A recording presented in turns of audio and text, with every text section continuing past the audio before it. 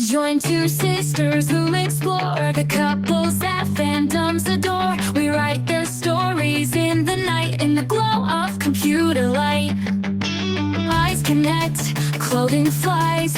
In our head, canon love never dies. Stencils that leave us pining. In deep forums, we are mining for this journey. Better strap in, because we all know that shit happens. Welcome to the podcast that explores the couples fans can't stop dreaming about from the pop culture you love. Because when it comes to your favorite internet duos, ship happens!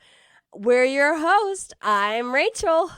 And filling in for Emily, I'm Laura, special mystery guest. Thank you for joining us today, Laura. We are having a dear friend of mine sit in, who I'm sure I've mentioned, especially after 2 parts of Buffy the Vampire Slayer. You're going to sit in for Emily today to give her a break because she picked up a lot of my slack while I was traveling and also getting new eyeballs zapped into my head. We are very privileged today because Laura happens to have a ton of experience. Well, podcasting. She and I have been podcasting together for almost 6 years now, before our other show took a little hiatus. But she's also an expert on today's topic because she is an organic fan of the show, the YouTube channel that we're talking about today, which, of course, is another beloved online ship. So, Laura, before we dig into the meat of it, tell us a little about yourself.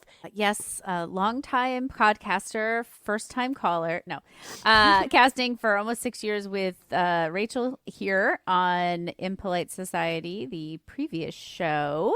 And your listeners will know me from the Buffy episodes because I had a very prestigious producer credit, Yes. which I can answer a lot of questions about all things Buffy. And I can also answer a lot of questions about this ship as well. And I'm very happy to be here. It's been a while since my podcasting muscles have been flexed. You're going to be sore tomorrow. That's what Link said to Rhett. Oh, But, doing the reps. Oh. But what we do here is we talk about popular online ships. And of course, the best ships are the ships that you send us. So please email your thoughts about the couple we're talking about today or any ship you want us to talk about to shiphappenssisters@gmail.com. So before we dive into the meat of the episode, Emily and I normally like to talk about who we're shipping this week. So Laura, I have to ask you, who are you shipping from the media, content, things you're absorbing in your natural day-to-day life? I actually revisited AO3 this week because it just wonder seemed why. like the thing to do. Yeah. It inspired me to dive back into my account, take a look at some of those old bookmarked fictions that I had. A lot of great ships in that bookmark folder, but I did get particularly struck by, and I know you're a big fan of superheroes, Rachel. Yeah.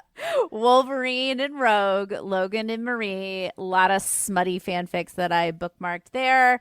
I really gravitate towards ships that have a lot of self-hatred and like angst in them. Logan, Wolverine, very prime for that particular brand, and I enjoyed it. I enjoyed revisiting that. So that's who you're shipping this week. Wolverine and Rogue. Yes, from old school. The Wolverine and Rogue. the Wolverines show. X-Men's? No, it was, the comics. The X-Men's. Yes, the comics. Whenever somebody starts talking about like the DC Marvel stuff, I'm just like, it's Marvel. My brain is just like an elevator music zone. I'm just like, I mean, just picture Hugh Jackman. I mean, it's really that simple. Hugh I Jackman. picture him singing. Wasn't he singing in Les Mis or something?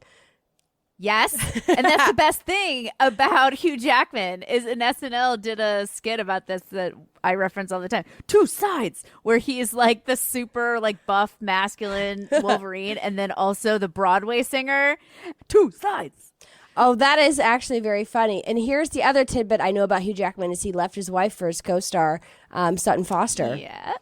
So maybe that's why X-Men leaves such a bad taste in my mouth, though. That's fairly new, though. Yeah, I know more about pop culture and like the gossip. I know more about celebrity gossip than I do about the lore when it comes to the X-Men's. Okay, so that's good. That's variety because it's not about wizards. It's a different side of the nerd coin, right? Yep. Got to get those new blood in there. Hell yeah. Speaking of new blood, I'm going to go really out of my comfort zone. And my ship this week actually comes from the news cycle. What? The news? People are talking about it. It's all a Twitter on the internet about it. And I am talking about YouTube personalities and former radio hosts Dan and Phil, who have, I believe, a combined channel and then separate channels where their combined channel has over 3 million subscribers on YouTube. And I think they started their life as presenters, which just means on-air host in UK, right? In the Queen's English. Yeah. And they did a show where they did kind of like sketches, segments, challenges, basically what you think of when you think of a YouTube show. And they'd been at it a long time. Their first episode, I believe, dropped in 2009.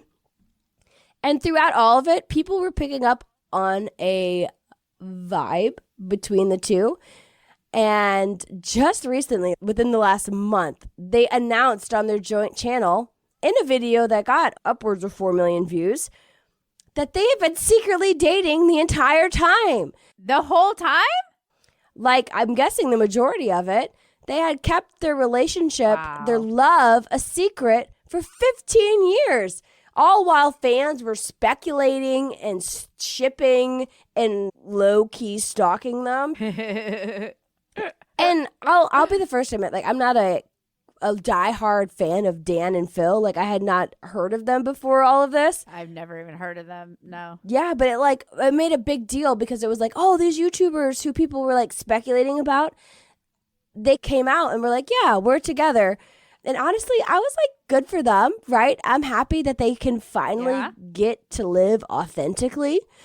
And it's a bummer that they felt like they had to hide this part of themselves for so long. And it wasn't just because of the business, right? Or the show. It was because they were a little afraid to put themselves out there in this way. They weren't ready to admit that they were gay? Or did they admit that they were gay? Do you know what I mean? Did they come out? I think they did. Yeah. This was when they came out to their fans. So it was like 15 years too. And the top comment. Looking at the Google images of them, I'm sorry, that shouldn't be a surprise to anybody. Oh, I was not. I was like, what? This isn't common knowledge? No, but and the top comment was like, I've been watching you since the beginning, and the me who would have watched this in 2009 and the me who's watching this in 2025 are very different and would have processed it differently. And like that kind of speaks to the point of what they were doing. Like, just because of your orientation, you shouldn't have to be cutting edge. You shouldn't have to be, a pioneer. You should be able to reap the benefits that a normal person does. Like, it just sucks that came at the cost of living authentically. Yeah.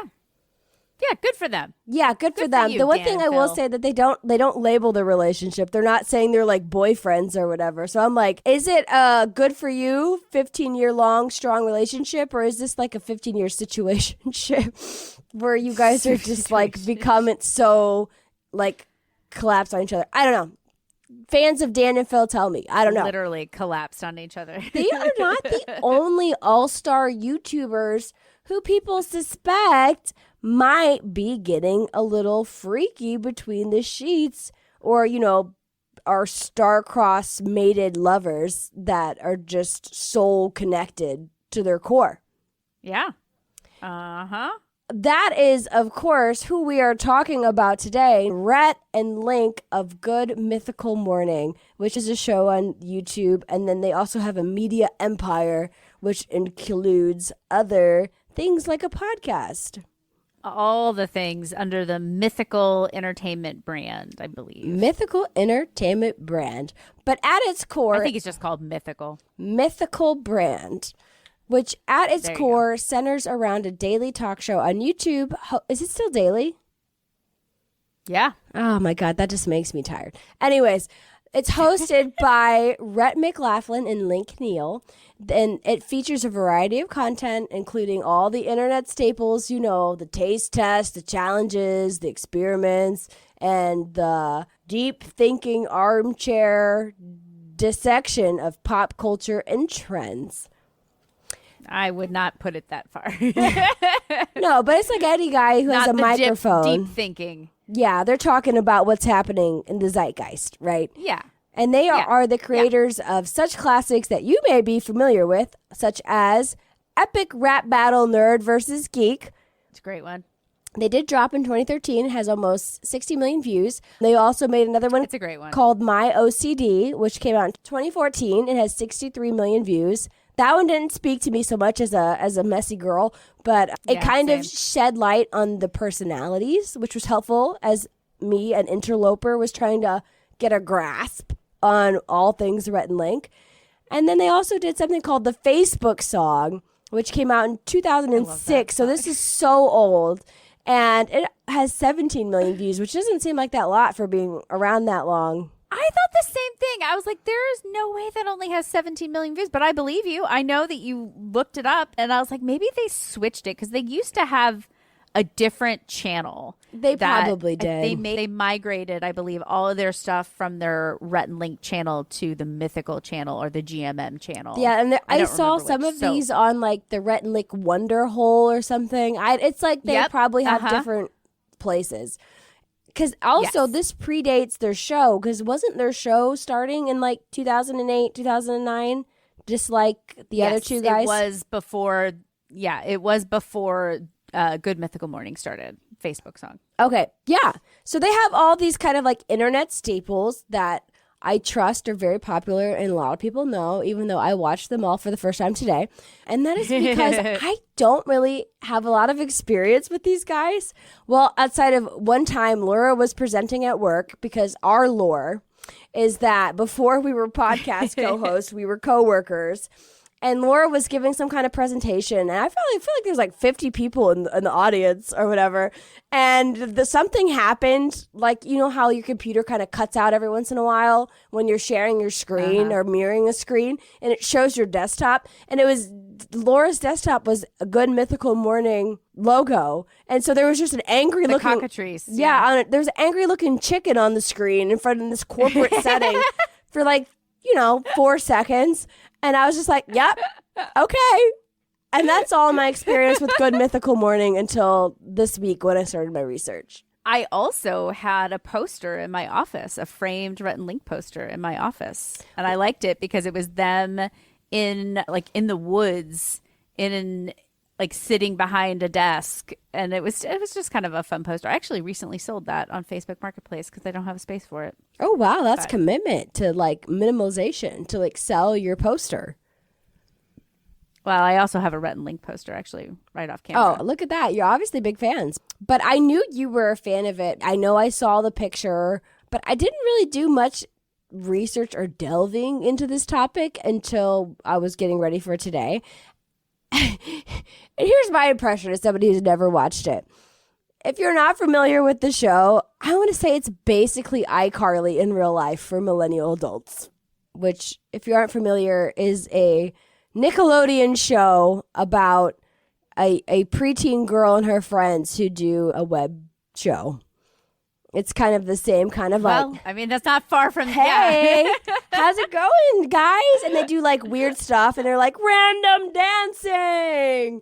And it felt exactly like that. I was like, no way people watch stuff like this. Oh, but they do. And it's Rhett and Link and Good Mythical Morning. Fair criticism. But the other thing I took away from my research was, holy cow, they make a show every day, and they've done that for 16 years. And I guess that shouldn't surprise me because, I guess Regis and Kelly were on the air. But they have, teams of people who are making that happen. It's just a 9 to 5 for them. But when you're doing the production yourself, I mean, they didn't start this as a full-time gig. I'm sure they built up to it. As somebody who makes independent content, I'm just like, how did they do that? That is definitely insane. But as far as I understand, they started doing it in North Carolina in a basement. I think it was like, why do I know this much lore? Oh my God. I heard it was a garage. Kind of upsetting. I read it was a garage. It was, but that was in California. Oh, shit. And before that, though, they did season 1. It was in North Carolina. It was in like the basement of Rhett's father-in-law's dental office or something. Like it was some sort of family owned, thing. And they would do it down there, and it was just them. They moved to California. That's when they started to get a team, which if you're really into the whole show lore, Stevie is the producer. She started with them when they moved to California and started doing the show in Rhett's garage. So how did they have the means to have a team? Or like how did they get people involved? They just started growing. Okay, let's get into it. This is Laura's experience. She knows. Yeah. Okay. I'll introduce my kind of experience with Good Mythical Morning because I watched so much of it back in the day. And I mean, every day I watched the show. It was part of my routine. And that's, I think, part of the daily content and why while it sucks so much and so hard to do, having a show that came out every single day means that it becomes part of people's routine. Right. And so I would watch it while I was doing my makeup every day or so, you know what I mean? Like it's a good kind of background thing, like Good Morning America. And I was going to say that I really got into them in 2000. I think I really got into them around 2013 or 14, but then you listed the OCD song came out in 2014. And I was like, that might be around the time where I started to cool on them a little bit. So it might be significantly before that. I'll say 2010. Not that the timeline matters. But as I do when I like something, I dive deep. I went back and watched everything that they had ever made. Oh my goodness. It's just kind of the kind of person I am, a completionist. The original GMMs, all of the YouTube music videos that they had done. I used to this is the sense of like how deep down the rabbit hole I go with things. They used to do a weekly webcast when they were in the basement in North Carolina. And I had to dig to find them. But I watched those too. And it was a lot of content. They have been making it for a really long time. So I am really well versed in all things Rhett and Link up until about 2020 or so. Favorite stuff was early GMM, kind of right when they moved to California and were doing it in that garage. Then they got bigger. They moved into their first studio, and that was really fun. It kind of like you felt you were on the journey with them a little bit. You were growing along with them, and they were exploring and doing new things, and the music was really fun. I still listen to their music semi-frequently because it's honestly good and funny. Yeah, I wasn't expecting them both to be good singers. I was like, oh, okay. Mm-hmm. And I used to listen to their podcast as well, Ear Biscuits, which I believe is ending now. I think I saw that on Reddit somewhere that they're giving that a rest. And it was my favorite thing that they used to do later on because it felt really personal, like the older GMM episodes where they talked about their lives, they talked about their past. They were just a little bit more authentic, I guess would be a good way to say it. And I remember you telling me about Ear Biscuits when we were trying to come up with the podcast. So you were like saying like that was the kind of thing you wanted to do. So obviously it was influential because you wanted to like create content that was similar, that was authentic, that was like talking about real stuff. But then, of course, I kind of missed the key factor, which is that they were already famous. And that's why people gave a shit about what they were talking about. But somehow they had the magic equation that got them there, which it is fun to watch that happen because I and Emily, we were early adopters to the My Favorite Murder before everybody kind of like moved on from that. So we were listening to them in 2016 and it was so fun. Every week they'd be like, oh my God, there's 1,500 people in the group. Now there's 5,000. Now there's 15,000. Wow. Every week they were putting on episode. They were like, wow. And it was just growing so fast. So I was a little delulu when I got into making my podcast. I was like, if we just do it right, if we walk the path, like you said, you missed the part where they already had a huge network of people in LA that were supporting them. So yeah, we're still waiting on that magic to happen for us. And I think we'll be waiting for a really long time because I feel like they are two genuinely talented individuals, especially musically. That's where they started. They made their money by doing commercials. I saw that. Yes, that they would do Yeah. like local commercials that were just like absurd. Yeah. And actually, a lot of them are really very, very funny. They had a show on IFC for a short period of time, Commercial Kings. Oh, wow. I believe that is what prompted them to move to California was Yeah, the show. okay. And it was really good. But even before that, they were doing different like little companies, and they would make these commercials for them and they would pay them, but then they would also take those commercials and upload them to their channel, and they got popular. And So they had a good running group before they started this Good Mythical Morning thing. yes, Okay. they had a following before they started Good Mythical Morning and before they moved to California, but it kept growing and growing and growing and growing. But they still had to be pioneers in that space, right? Because YouTube in 2009 was still very young. Yeah, they're definitely like YouTube grandpas, like some of the first people. In fact, they kind of accidentally ended up on YouTube.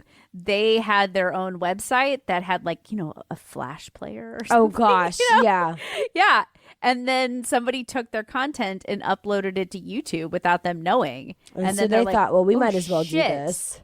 Yeah. And then they moved over and then YouTube invested in them a lot too. YouTube saw an opportunity of like, okay, if we invest money into these creators, which they still do, obviously, but these original creators and really boost their cred and their abilities, then that's really going to obviously make the platform more successful. And spoiler alert, it worked. Well, YouTube, and pretty successful. I will say YouTube does do a pretty good job of taking care of the people who make it successful, right? Like I hear that they're the best place for monetization. Their creator fund is really helpful, and they also have like really organic search. We don't promote this show at all, and a lot of the traction that we get is from YouTube. So YouTube, please be nice to us. So Ear Biscuits. So I said it was like one of my favorite things that they did, and they did a series a few years ago, probably around 2020, actually. I did tune in for, and it was all about their Christian deconstruction because they got their start in like music and I guess showbiz, if you can call it that, as Christian ministers, like youth ministers in North Carolina. So they have evangelical Christian in their background, raised very Southern.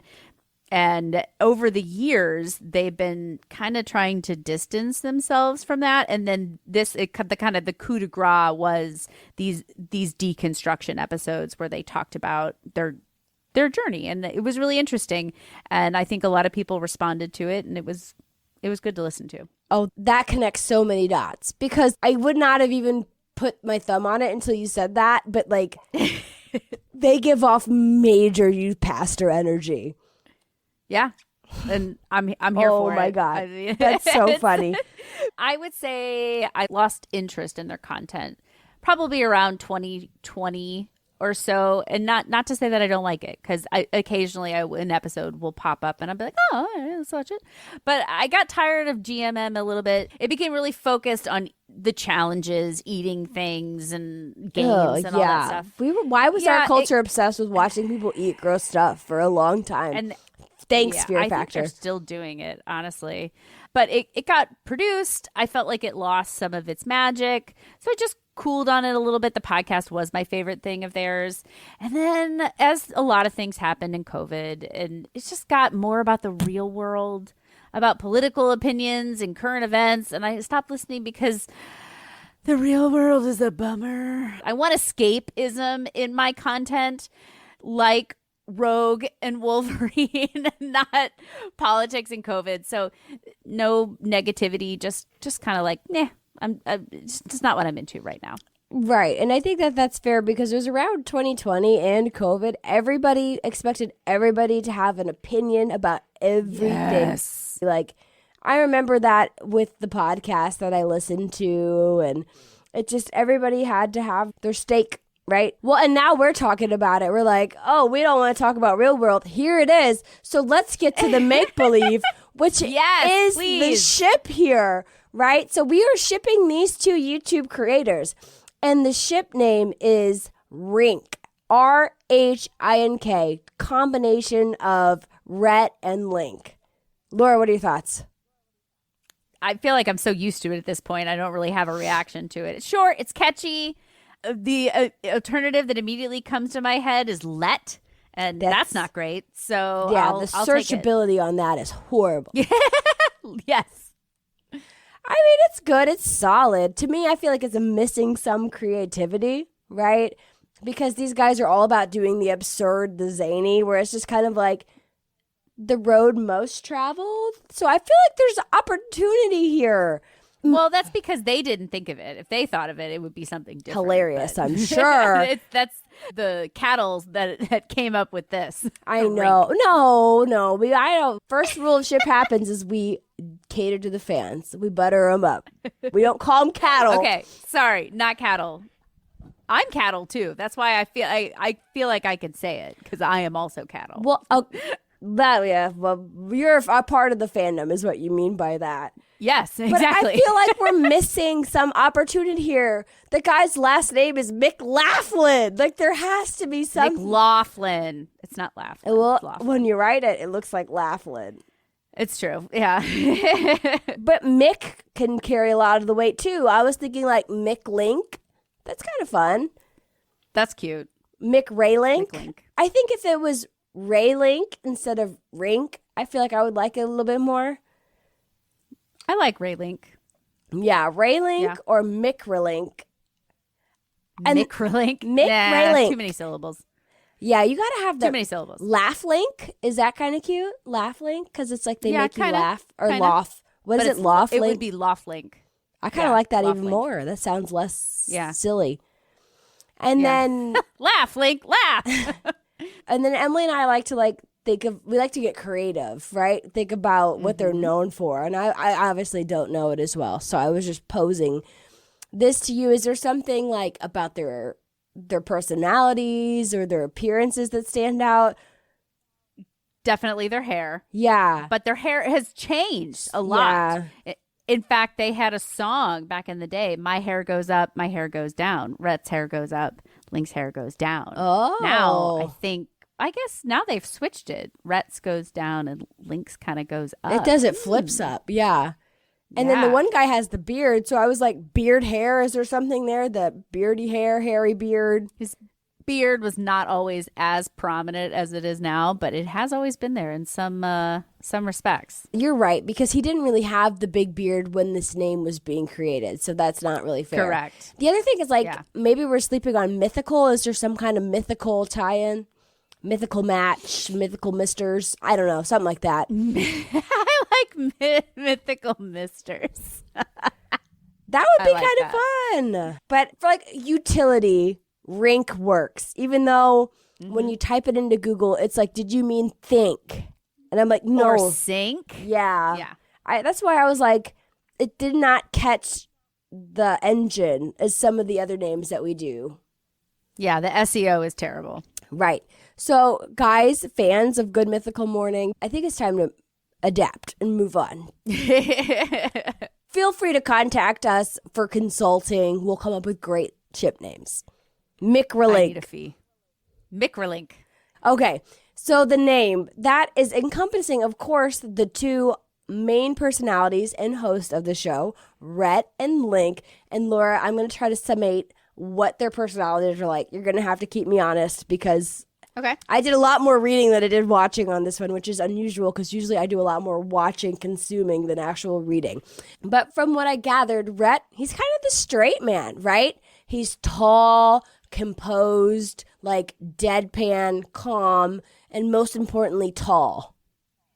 I think definitely the composed. Like, he's not as like overtly silly, and the deadpan one. Okay. For sure. Perfect. So that would mean Link is a term I learned in doing this research, the banana man. I Googled, what is the opposite of the straight man? And I got gay. And I was like, no, that's, I mean, yes, but not in this context. And so I said, opposite of the straight man in comedy. And so they said, it's the funny guy, the comic, or in other terms, banana man. So I would say Link. Is that what that, wait. Is that what Google turned back? The banana man? Yeah. Is that like maybe the man that slips On the banana banana. peel? Yeah. Yeah. Okay. Got The it. comic, funny guy. So that's who Link is of the pair, right? He is the neurotic, adorkable, physical comedian and also tall. But not like, Yeah. he's not personality tall. He's got a personality. Yeah. Rhett, I believe, is 6'9". 6'7". Making that up. 6'7". Is he 6'7"? I know the internet. 6'7". Okay. Yeah. Okay. But then Link is also, I mean, he's 6'1". Nuh-uh. That's what I I saw. thought he was like at least 6'2". Yeah. Okay, fine. That Whatever. 1 inch Not that makes a big difference. That's not an insult or anything. Like, Rhett is like comically tall, like ridiculously Red tall. is where tall becomes the personality. And that's what plays into their dynamic here. Yeah. No, I would agree with that. Link is definitely the more expressive and the more excitable. So I think, yeah, you've done a very good job of surmising their personalities. They have their part that they play of the bit. They kind of play the part of the odd couple, right? One is kind of more button up. The other's the oddball. One's the Felix Unger. The other one's the Oscar, which I don't know if anybody gets that reference anymore, but one's the Bert, one's the I do. Ernie. That's probably the better way to describe it. I get it. I get it. Okay, so we get a little bit of their energy idea from just kind of like that introduction. How did these two get together, Laura? Since you know all the lore, tell me about how Brett and Link, the mythical origins of the pair. You just say Brett, so I would need to correct you. It is Rhett. I have a cold. Oh, okay, that's fair. But yeah, it's absolutely a meet cute. If I'm remembering things correctly, they met, I think, in first grade when they both got detention for writing curse words on desks. That was how they met when Rhett moved to North Carolina. And in detention, I think they colored like mythical beasts together. That was like a part of, like, they were like coloring griffins and like whatever other mythical things. And so that's where the word mythical comes from the channel. And that's fucking adorable. Anybody who is still good friends, not let alone business partners or best friends with somebody they met in first grade, that's fucking adorable. So yeah, meet cute. Oh yeah, that is definitely a meet cute for sure. And this is odd because these are real people. This is definitely the first real world couple that we've covered. Yeah. So it's interesting because normally the meet cutes or the get the boots are like written, right? Are created. And these are just two people how they met. So I was like, this segment feels odd in this context. To judge but reality. honestly better than a lot of the written meet cutes that we've seen. Definitely on our meet cute or get the boot section. This is a meet cute. So good for them. Thumbs up. Good for them for making friends in an interesting way that delights and entertains us 40 years later. Okay, so these two children who grew up to have this web show, why are everybody shipping them? Like, where does this ship come from? Did you pick up on it? It's hard not to. Oh, really? To be honest. Yeah? Yeah. It's very clear that there is a lot of connection between the two of them. I mean, it's part of what made them YouTube famous. There's something about their dynamic together that is attractive. And my personal thing of like why I think that this took off, a lot of different reasons. The two that come to mind, basically, anytime that two men show real human emotions for one another. Yep, that is a trend. Yep. Love, affection, platonic, brotherly love. Immediately, as a whole, society is like gay for each other. And Girl, they could be related. They could be brothers. yeah. Rhett and Link are basically brothers. I mean, Oh, yeah. There's like that principle that says kids that grow up together don't end up being attracted to each other. So siblings who aren't biologically related, who are raised in the same house, cousins, that kind of thing. Mm-hmm. It's like evolutionary programmed into us to not want to procreate with those immediately around us or those we grew up with. It's kind of like hard baked into the system here. Yeah. Yeah. And so as a society, we say men need to show their emotions, but then as soon as they do that, we can't help but imagine them fucking. It's interesting. But like you said, at least they're not actually brothers, like some of those other fictional brothers that fictional are brothers. Which we all could think of. I always think of Supernatural. That's the one I was thinking of. Yep. Always. I'm sure there are others, but that's the one that getting your brother pregnant. Good old Mpreg. We got to get into that one of these days. Yeah, you do. We got it. I've been waiting for it. I'm like, you guys got to get into the weird stuff. We've been trying to stay topical, but yeah, we got to get into the weird. We do. We certainly do. But there was definitely some moments that kind of raised people's flags. There was an episode in season 1 called Our Romantic Exploits, which was a Valentine's Day episode where Rhett and Link kind of discussed the romantic gestures they've done in the past. It kind of blended the real stories with that trademark chemistry that they had together. And apparently just them talking about that and the comfort and the intimacy that they had, it led to fans kind of picking up on the sparks or connecting the dots to be like, maybe something's happening here. I don't remember this episode, but I'm looking at the thumbnails. I watched all of these, but this one does not come to mind, but I believe it. Some of the other ones that they called out specifically was Epic Rap Battle of Manliness, which I did watch. It's a great one. I love that song. It's funny. It's definitely funny. Yeah.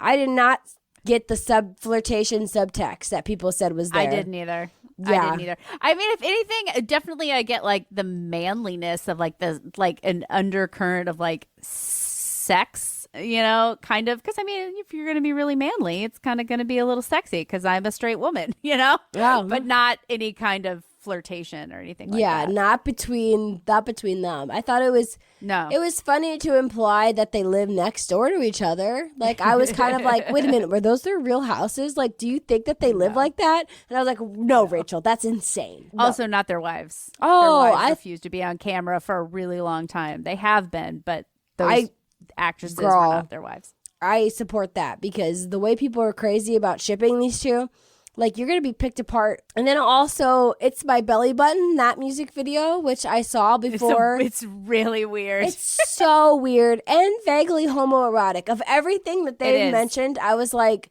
yeah, I could see it being that being. That's the one because they're like touching each other's belly button and like playing with it. It's very strange. But I do really like that song, by the way. Oh, it's my I hated it. I hated everything about it. When he dipped his chicken nugget into his belly button, I retched. We made a nugget dip. Taste it. I was like, no, thank you. I'm sure I listened to the song before I saw the music video. I like the song. I don't watch the videos. I listen to the music now on Spotify. Oh, okay. Yeah, I'm sure it's like nostalgic, right? Yeah, yeah. I don't know if I would hear the track and be like, yeah, run that shit back. But the videos were definitely funny. Like, they were cute. It was of the era. But outside of those specific moments, there's just kind of like you mentioned, the vibe, the chemistry that people were attracted to. They're apparently very touchy-feely. Viewers are reacting to the frequent hugging, shoulder caressing, and sitting very close. Caressing might be a little. What is a caress if not a touch? I mean, to me that implies like, a certain like tenderness, and they're usually like fucking with each other. Oh, do you know okay. what I mean? Yeah. Or like grabbing shoulders and like rough and things like that. There's an episode where they slap each other. I saw that when they said a that great was one. like they actually fought after that. Yeah. They talked about that in the Larry King interview. Yep.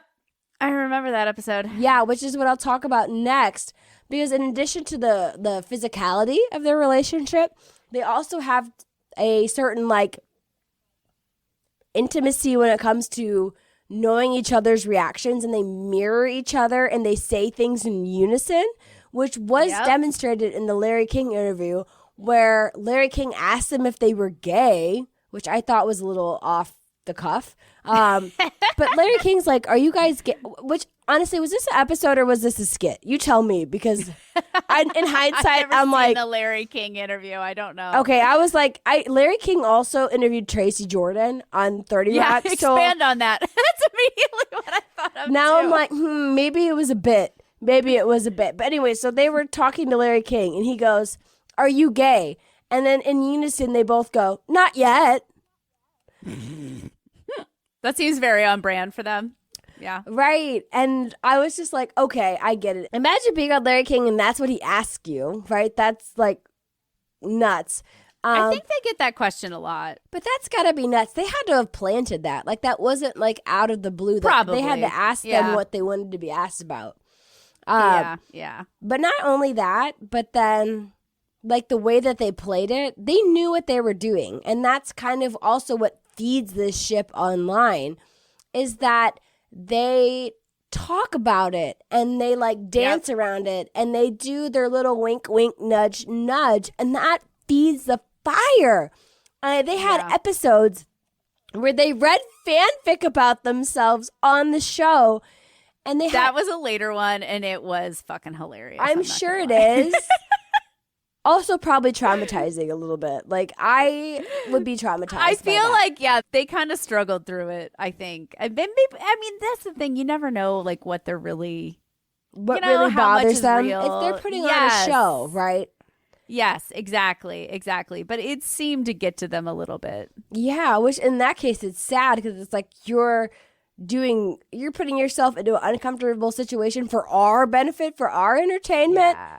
Like, are you not entertained? Yeah. I mean, that's why I call some of the stuff that they do, I call it gay baiting, to be honest. Like, because it is very tongue in cheek. You know, they're playing with it. But I'm like, everything you do on YouTube is for views, right? And there's no shame in that. And then so I guess the question, little like, shame. does it Or no shame, because There you're being a is. little There is. shameless. Yes, there is a little shame, but like, this is so dumb. But I'm like concerned for them in the sense of like, are you doing this to get views? Yes, but is it at the expense of making you uncomfortable? And if that's true, then it's not cool. But if they're fine with it, then who fucking cares? Yeah, they're making That makes themselves sense? uncomfortable to benefit their viewers, to keep their coffers full. They're like, and that's they're whoring But I don't know if it themselves. does make them uncomfortable. I have no idea. So But right, that's because their if own they're- personal judgment, Right, because if they're just being chill about it, if they really don't care, that doesn't really entertain us, right? Yeah, It's Yeah. like the toddlers. Yeah. We want reactions. We're all toddlers. Yep. So we know where it came from, but why are fans so attracted to this, right? Because like, oh, friends, co-hosts that might have a little bit of like attraction to each other, intimacy. Why has it become the paramount that it is that they're feeding into it to keep us happy? One of my theories was that they're very, especially in the beginning, very clean, very wholesome. Like people would watch it with their kids. And I think there's something corruptible about that people. Oh yeah, they're like, People pick up on. ooh. Yeah, I mean, they didn't swear, they didn't make sexual innuendos, they were really, really clean. So that juxtaposition, Which especially the idea, it's hiding something. They're hiding a secret. They're repressing it. Yeah, exactly. Put it in a So little that nice little box. makes it tantalizing to people. Right. And that totally tracks with the youth pastor thing. Yep. And like you said, I think that like the deep, meaningful friendship that just attracts us, right? It either reminds you of a situation in your own life or it's something you want, right? Like you wish you had that you're just like, I want more of it. I want it to be bigger because in our society, romantic relationships are the highest and the mightiest, right? So if they're close and they're good friends, we have to want that. Yeah, that's certainly the narrative.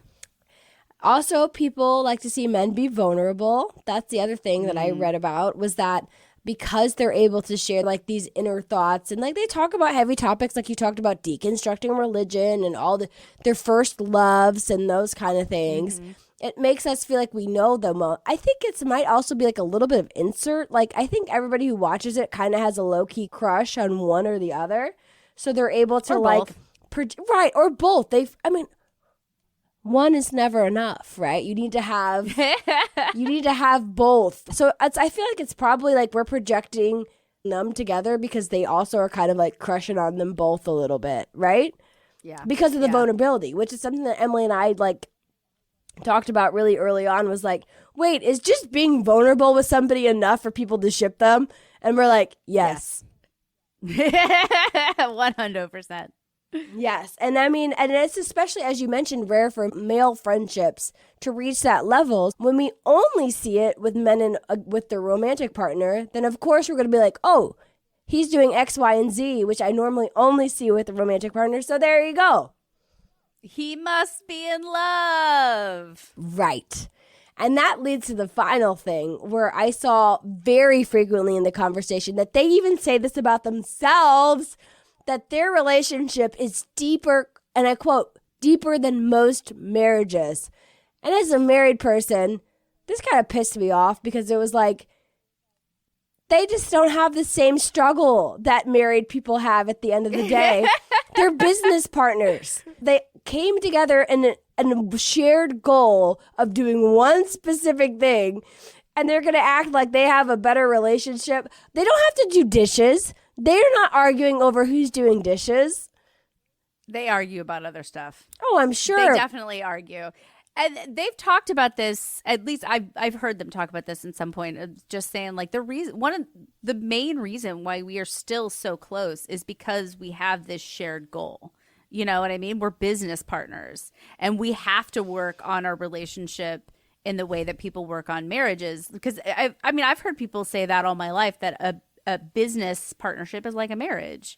And so they had a very deep friendship that then developed also into a business partner. And yeah, they gotta work on it. Well, yeah, it's a relationship that does takes not make me work. mad. All relationships take work, but I would say like, you know, we made content together for 5 years, and there's nothing that you could do that would infuriate me as much as my husband doing something insignificant, right? Because they never lived together. Yeah. So we always like to dig into, what does the opposition say? What are people not vibing with this, and why? And the first is pretty obvious, which is why we have not touched a couple like these two before. And it's that they're real people, and it's weird, right? They have wives, they have children, and they also could be listening to this episode right now. They probably won't ever. But they could be reading your fan fiction on an episode of GMM. Which is odd to think about. Like, what if somebody picked you out of the crowd and then wrote fan fiction about your coworker Steve or whatever? It's just odd when it's real people. It's odd. And we thought when we started this, we said we were never going to do real people. But here we are. It's a tricky boundary. Right. And that boundary, how do you negotiate it, right? Because what does consent have to do with it? Do you need somebody's permission to put them into fanfic, to ship them? What's the line here? Can I take somebody and write about real life people having sex together? That's fine. Fanfic is apparently okay. But what if I made a deep fake? What if I told AI to portray their likeness having sex with somebody? Right? Like, where is the boundary? I remember thinking about this at some point of like, and you were a communication major, so I'm sure you remember like some sort of model about this. It's like, I would think that as a famous person, you would recognize that whatever people are latching on to, it's not you, you know? It's not really you. So you have like yourself, your person, who you actually are.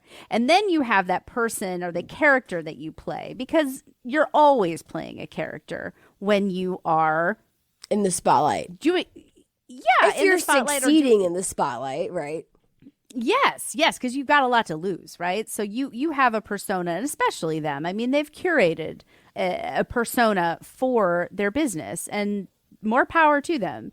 So then you have like, that's another layer on top of that, your real person. But then there's another layer of the viewer who watches it and then interprets said character. Do you know what I mean? And like, so I feel like you're several steps away from a real person. And that's why I don't think the fanfic is necessarily super weird. Deepfakes is then another level deeper. And so, because then it's all like your likeness. What do you own if you don't own your own face? Well, what are you willing to sell, right? Like, that's, I guess, what it comes down to. Yeah. That's nuts. But that's what It's people tricky. have problems with, right? That's one of the areas. They also want to be respectful of like the marriages and whatnot. But I feel like at that point, like if you're milking that cash cow, like you just have to be like, that's what you signed up for. Yeah, and especially how they're, like I said before, like pandering about it. And so they know what they're doing. They know what they're doing. And that's what critics will also say, right? Is that they're making these quote unquote meta jokes. They're doing the wink, wink, nudge, nudge about their shipping and their fanfic. But people who are interpreting that as a sign that it's real, that they are like, oh yeah, haha, like because they're secretly hiding it. That's just their misinterpretation of the joke, right? And the joke and the I would humor agree with that. behind it is that it's not funny because it's true. It's funny because it's just absurd, right? Like it's the hashtag no homo, right? It's kind of in that same spirit a little bit. Yeah, I would agree. The with absurdity is that two men would want to kiss, which if you follow that thread, it comes back to being homophobic. And then I don't know. You don't want to dig too deep into it, but the joke is homophobia, right? It's not that they secretly want to. Or the joke is that people want it so bad. And so that's how I took it, the pandering. Yeah. It's like people want it so bad. So let's give them what they want. That's how I always took it anyway. Yeah, and that's probably where their head's at. They probably don't even think it through. I'm thinking back to Spidey Pool, right? Where it was like the early 2000s and no homo was a joke, right? Bromance, two guys having a meaningful connection was a joke. So I'm building on almost a year now of shipping knowledge. So that's where that comes from. This is where the deep thoughts come from when you get too far down the Spidey hole. But again, I'm putting my critic hat on right now because the critics would say you're misinterpreting this joke, like the adverted expectation. What is it? They're saying it's like they're taking it at face value, and the critics would say, no, you're actually missing the whole point of the joke. And of course, the very core of it all is, can't men just have deep, meaningful, platonic relationships? No, just kidding. But according to the critics, in this case, yeah, it's like, can't they just be friends, right? This is what we say every time. Can't the gals be pals? It's just like, can't people just be friends? And I will leave that neither here nor there because people are going to ship. Ship happens. Like, that's why we're here. Yeah. That's the name of the show. Ship happens. So the fandom. So in the world of fanfics, this is like solid. There is about 3,200 works on AO3, which is up there with some of the other big name IPs that we've talked about lately. Like 3,000 is pretty robust. It's not Harry Potter. It's not hundreds of thousands, but it is on par with Shadowgast and Has Been Hotel. I mean, even K-pop Demon Hunters, when we looked at it, was about $3,000, but that was $3,000 in 3 months. So a little different. Wow. But that's a respectable amount of works. And when I looked at AO3 today, the top story is called The Perfect Arrangement by Orphan Account. And it has about 1,100 kudos. And they're invested, man, because many of the top fics that I saw had over 100,000 words. And that's serious. I always hated long fics. I've always hated them. I want one shots. I like one shots as well because like I don't have time to invest. Yeah. And also people abandon them and, you know. Yes. Yeah. I'm not gonna get all in this story, and you're gonna cancel it. You know, Right. I could just watch a Netflix series for that. And, well, should I mention you've written fiction about these two? Like, I feel like this is the time to bring it up. I have, but I will never tell you. I could deduce it if I would. No, I don't have time for that. You really couldn't. I don't think that you. Yeah, that would be a difficult find. Yes, I have. Here it is. A perfect. Oh, it's teen. Oh, sweet. Light angst. Give me a lot of angst. Yeah, I don't never go light on the angst. What the fuck? Yeah. Extra angst. Oh, I do remember seeing a lot of BDSM stuff. I don't know if that is because I used to be on Tumblr more often, and I would see a lot of more BDSM stuff on Tumblr, and I always thought it was interesting because they always put Rhett as the dom and Link as the sub, and I think that's too obvious.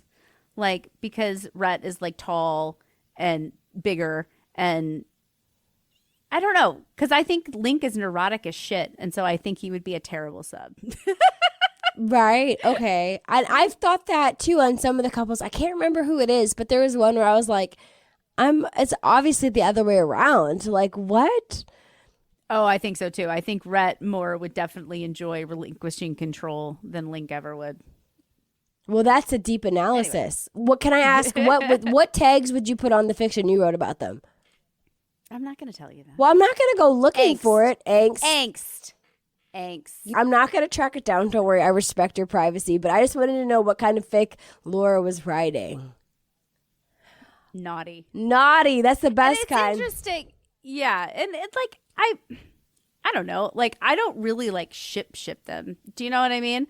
Like, you were playing with an idea or like a feeling around it. And they're both really hot, I think. They are both good looking, and that's what I hate about it. I'm just like, stop. You know, you get two guys that are pretty attractive and clearly, you know, have a bond of some kind. You know, it's interesting to explore. But Rink, I'm sorry, Link is always, he would be the one that I picked. I've met them in person, by the way. Oh, I'm sure you have. Twice. Really? Twice. At meet and greets, or just like, did you track them down? One was a meet and greet. The other one was a concert and waiting outside like the stage door. What band? I'm a dork. No, them. Oh, they played a concert. Yes. They toured for a while. I don't think they're touring anymore, but they did. Oh, okay. Well, there you go. You should send us a picture. We'll post it to our non-existent social channels. No, thanks. I've already divulged enough information here. So, okay, before we divulge too much and expose too much of ourselves, I think it's time we wrap it up and we give our one true pairing score, which, Laura, if you're not familiar, I know you've listened to a few, but the one true pairing is a combination of do we see it? Do we want to see more of it? And is it hot? So we go through and we rank those individually out of 1 to 10, and then we combine them, and then we give it a metric based on the content. An average? Yeah, that's what I do. Emily Delsel kind of just does it on vibes. Okay, all right. She's the one who majored in engineering, and she goes on vibes. I majored in communication, and I do math. So do we see it? Do you see it? I mean, yes, you can't not. It's two hot dudes who clearly have an emotional connection. But again, can't you just be friends? So I'm going to give that a 7. Okay, I give it a 5 because I didn't watch enough of it, but what I saw was not romantically charged. Do you want to see it? Honestly, this is the first time I want to see it more than I do see it because I was, like you said, they're two good-looking dudes. I want them to be gay together. I would give that a 7. I'm going to give that low because I'm going to give it a 5 because, like, they're happily married. I don't. Well, yeah, before all that, but. Yeah, but that's what I'm saying. Like, that's where the real person fic gets a little bit odd. Yeah, it's messy. Yeah, it's messy for sure. Yeah. And then, is it hot? I'm giving that a 7 because, yeah. why not? Honestly, I think I want to see it more than I think it's hot. I think it's like because the best just friends. Curiosity. Well, just like the best friends to business partners, like I think it's more romantic than hot. Yeah, I think a lot of people look at it that way, the same thing, and I think that's why it's very popular, because there is that like tenderness and that different kind of thing in there. Yeah, the intimacy. People love that. Yeah. Okay, Yeah. so what is your score? What is your average? And did you think of... I'm going to do it a 6 out of 10 never wets. Oh, I don't know what that is. What's a never wet? It was a hilarious episode where they cover their clothes in this product called Never Wet that like basically repels water. And so they're like splashing wine, red wine and mustard and like all kinds of stuff all over themselves. And it was the first time that they did something, I think, a little bit bizarre like that. And it was just so fucking hilarious. Well, awesome. It sounds a perfect unit of measurement. We are in sync here because I would give them 6 out of 10 Sprites in a tub. Yep. I know that joke. Oh, you do? Good. Classic where they found a Sprite in a bathtub. Who that does they were doing something with. Yeah. And then it's a running gag. There's a Sprite in here. There you go. And there's 6 out of 10 of them to describe the fictional relationship. There we go. We're in agreement. Yeah, it's a rarity that we end on the same exact one. So that was a good conversation. And I learned a lot about them, even outside of the research that I did. So it's nice to have somebody who's very knowledgeable about the topic we're talking about. And we've had the last 2 episodes, so we're knocking it out of the park. And if you have a topic you want us to become knowledgeable about, please email us at shiphappenssisters@gmail.com. Let us know what your thoughts are about Rink or a couple you want us to cover.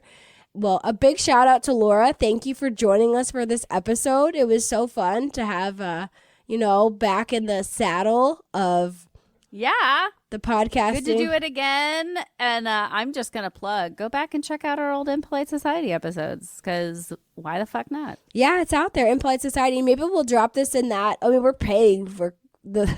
Yeah, the 2 feeds. Might as well. Yeah, we'll drop this in that one too. Do a little cross-pollination if anybody's missing us. But yeah, we'll have to talk about getting back up and running again with something or another.